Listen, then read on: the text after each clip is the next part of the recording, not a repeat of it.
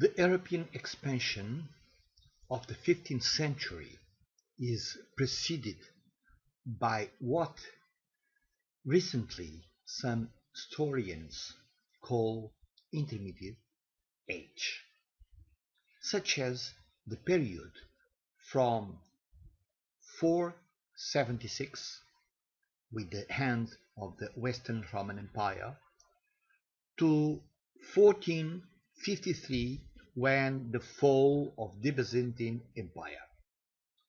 In this period, we can say that three important facts ran simultaneously. These are the European Middle Age period, the Byzantine Empire, and the expansion of Islam.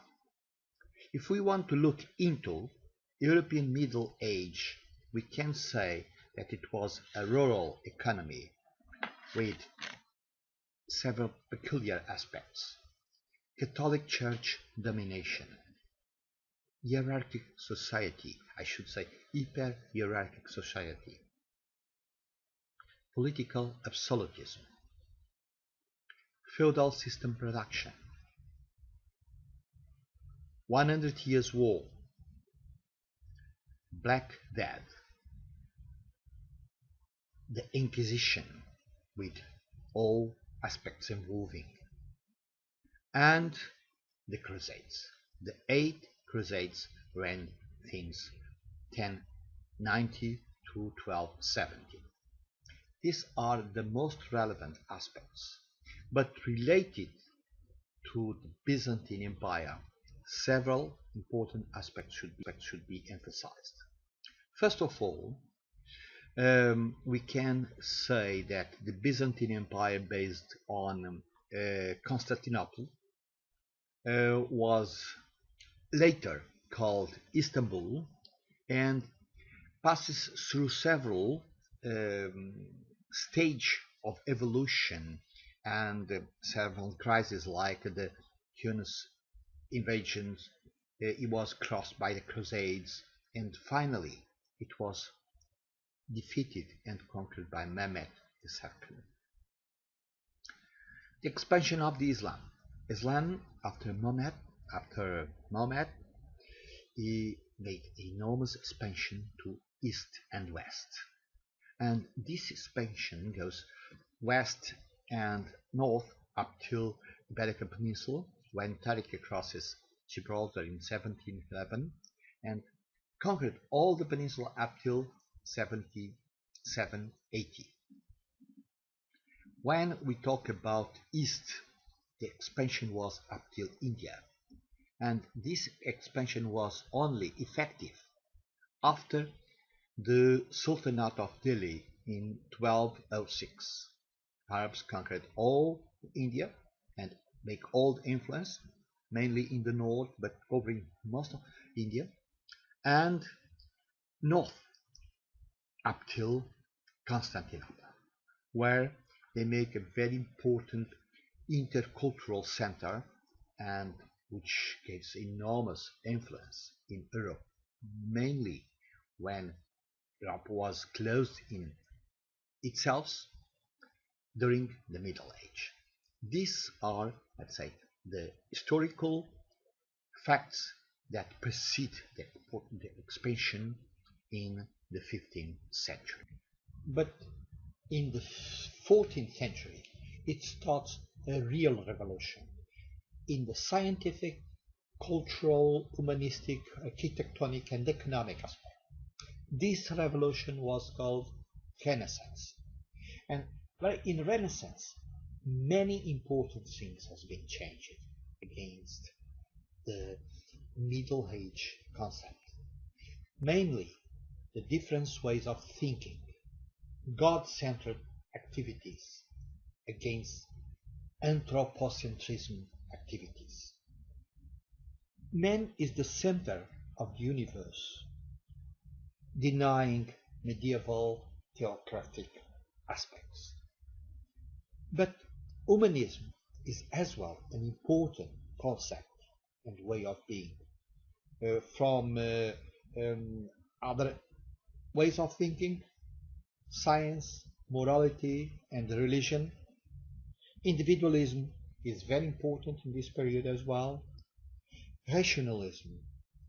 The only truth in the Middle Age it was the Bible, but in Renaissance, truth is experimentation and proofs. More, the material life was not important, but in Renaissance, material life it was as well important as soul life, soul relations. Other things, conformism, was a belief on progress in Renaissance. Nature, it was the source of the things. Nature, it was the beauty where mankind was flourishing and making gorgeous things. Asceticism against hedonism, where appreciation of pleasure of the body and the spirit simultaneously. Dogmatism was the way of living in Middle Age. Faith is different from reason in Renaissance. And finally, from the geocentrism of Ptolemy to the heliocentrism of Galileo. And all these important things was simultaneously involved by literature, architecture, and science. In literature, we can say that Renaissance defines the decline of monastic libraries. The humanistic collections means the starting of modern libraries. In the architecture, Gothic style was implemented with all splendor in this period, but not always did. This science gives an important step forward. Leonardo da Vinci was a very important scientist in that period.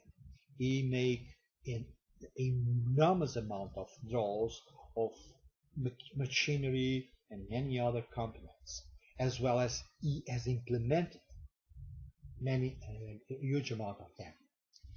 Galileo finds that the Earth was not the center of the universe, but he just thought in that period that the sun it was, and that makes him pay a couple of important inquisition. Important number of artists like Botticelli and his paintings, Leonardo da Vinci as well as important painter and one of the most representative paintings from the Renaissance, the Mona Lisa. Michelangelo, he was one of important artists of this period. We can see enormous, interesting, gorgeous works in Vatican, in Florence, and many other Italian towns. Raphael Sanzio as well, important painter of this period. But from the economic point of view, it is the Italian city's apogee, the expression of a new economic reality and the main motivation for discoveries. All over you can find in Florence or Venice gorgeous works of architecture, monuments, and many other things that shows the apogee, not only the architecture, but finance power. We have seen different strategies in order to reach India and find the spices.